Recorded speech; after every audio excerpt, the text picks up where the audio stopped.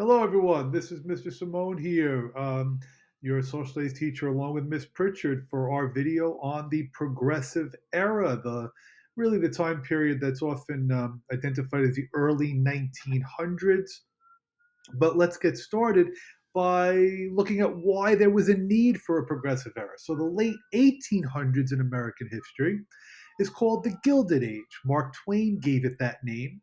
And he described a time where there was an increasing gap between the rich and the poor. And there were many problems in society during this time. And the general philosophy of the government was to keep a hands off policy, and that was known as laissez faire. So while there was a rise of big business and you had men like Rockefeller and Carnegie making insane amounts of money, um, there were a lot of people struggling in America. So, this late 1800 time period, the Gilded Age, when there was industrialization and urbanization and the rise of workers, rise of unions, it's a critical time in American history. But what happens is that there are two groups of people who are looking for a bit of a change in how the government should react to these problems. So these two groups of people rather, are known as the populists, and then there's a group of people called the muckrakers. So the populists basically were a political party in the late 1890s that felt as if both the Democratic and Republican parties were not addressing their needs. So the Populist Party actually ran as a third political party, as a third option for Americans to choose. And even though they never won the presidency, they did make small progress on the local level all throughout the country. They even nominated in 1892, they nominated James Weaver for the presidency. And then in 1896, they put their support behind William Jennings Bryan. And you might remember, I told you how the big issue for the populists was to add silver to the currency to help them pay off their debts. So the populists really were a party of farmers and workers, a coalition of the two groups. And they felt as if by printing more money, it would help these people get out of debt. And then I mentioned to you how this was represented in The Wizard of Oz because the yellow brick road represents being backing up money just with gold, and how it's a dangerous path. And gold is measured in ounces, which is abbreviated OZ. So I can go into more detail in class if you want to review the populists, but they really kind of sparked this progressive era. However, it's the muckrakers that people focus on even more. These are writers, authors, and journalists who expose these problems. How would Americans know about the concerns if it weren't for these people writing books and publishing articles in newspapers and in magazines?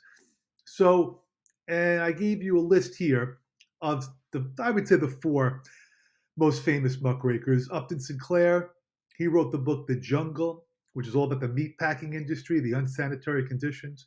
Jacob Riis wrote How the Other Half Lives, about the terrible urban conditions. People were living in tenements, very unsanitary, unsafe conditions. Lincoln Steffens, he wrote Shame of the Cities, which is all about corruption. And then Ida Tarbell, she wrote History of the Standard Oil Company, which was all about Rockefeller's company and the practices that he used to make his wealth. And please remember, Rockefeller and Carnegie did not break any laws. There were really no laws to break at the time because of that laissez faire philosophy. So, what's going to happen is you're going to see this move for progressivism. And I just wanted you to understand that it is a movement today that people subscribe to. So, it just refers to the belief that the government should do more to address the problems in society. And government is it's a broad term. Federal government, state government, local government. Generally speaking, progressives want, I would say, the federal government to do more to address the problems. And the counter to that is the laissez faire philosophy, which is more of a conservative philosophy, which is that they want people to help themselves. So create, um, get the barriers out of the way so that people can uplift themselves. It's just two different philosophical approaches to addressing problems. Late 1800 was more laissez-faire, early 1900s was more progressive. And this is the president who's often associated with the progressive era. His name is Theodore Roosevelt. And remember, we've learned about all of this in class, so it's a review until we get to some of the later slides. But Roosevelt called his agenda the square deal. And he basically said, a square has four equal sides. He is in favor of every American having an equal opportunity. He wants every American to have an equal chance at success. That's all he wants. He's not, for those of you that know what communism is, he is absolutely not a communist. He doesn't want everybody to be equal. He just wants you to have an equal opportunity at success. So his square deal is often actually called like the three C's. So what does he want to do?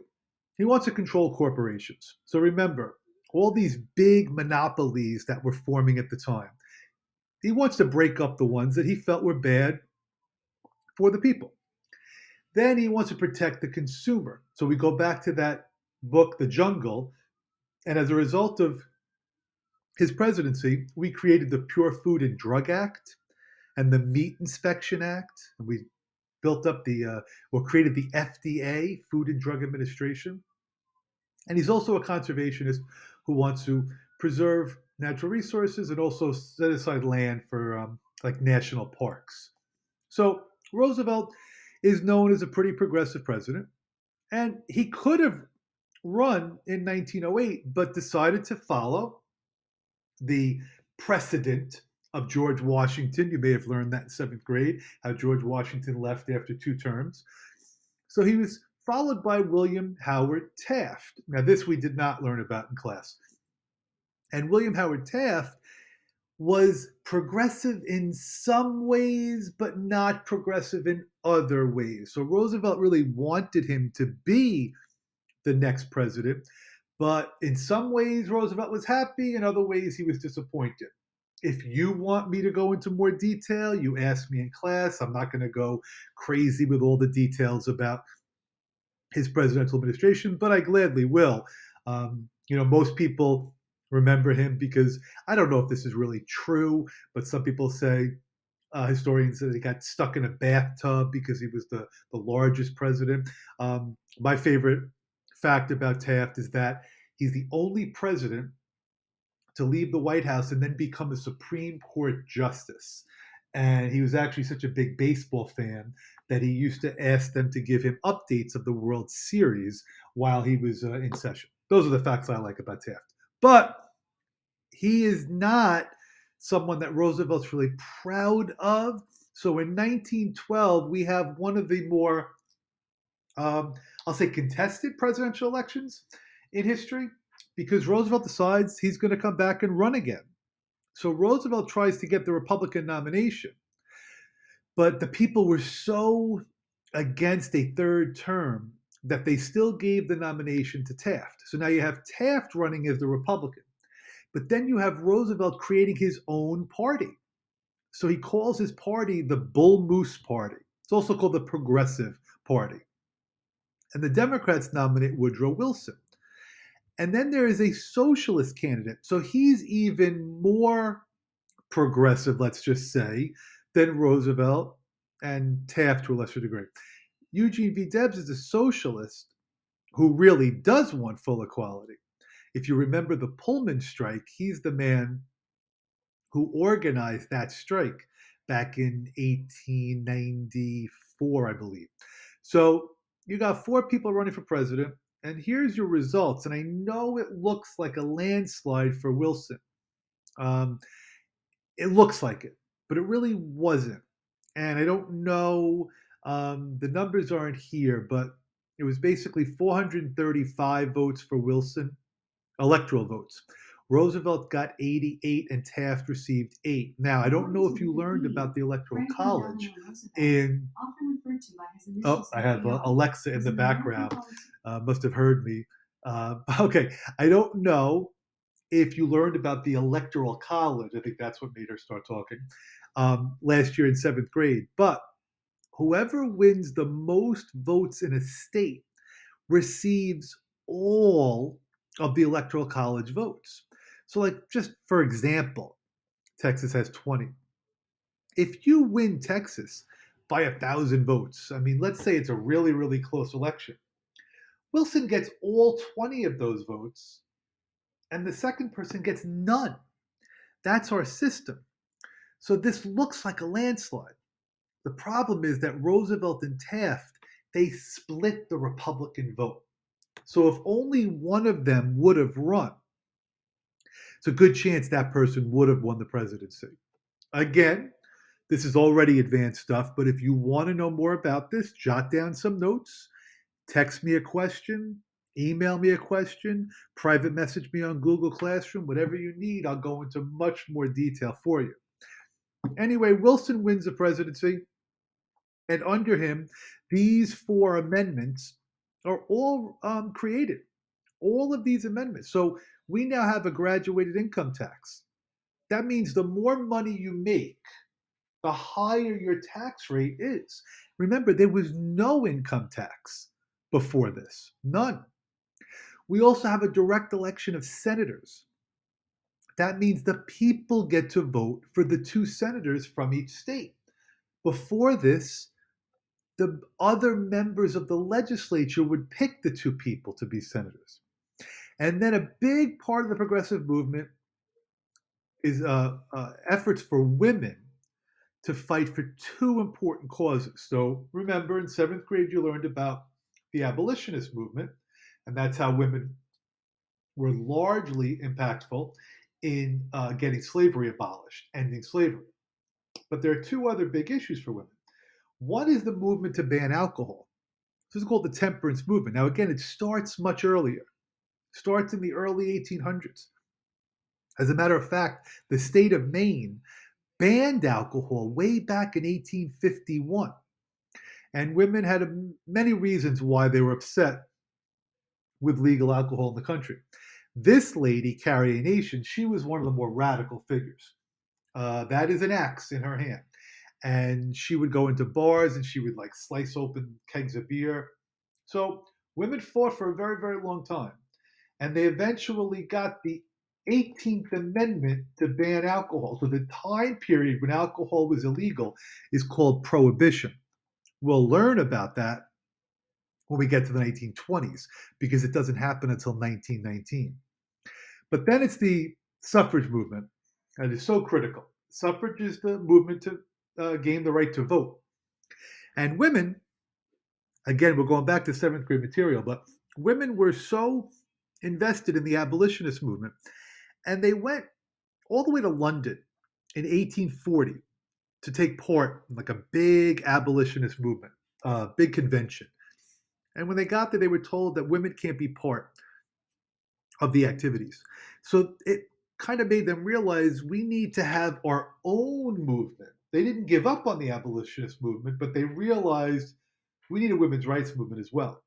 So they met in upstate New York, Seneca Falls Convention. And that was the start of their women's rights movement. And just like temperance, the movement to ban alcohol, women fought all throughout the late 1800s and early 1900s to gain the right to vote. Remember, you all did that slideshow on women's rights. And they got suffrage as well. The 19th Amendment. Remember, I told you that story. It all came down to one man in Tennessee to be the final vote. Harry Byrne. He pulled into his jacket, pulled out a note, and his mom wrote him something about being a good boy and making the suffragists proud. And that was what was the turning point to get the 19th Amendment ratified.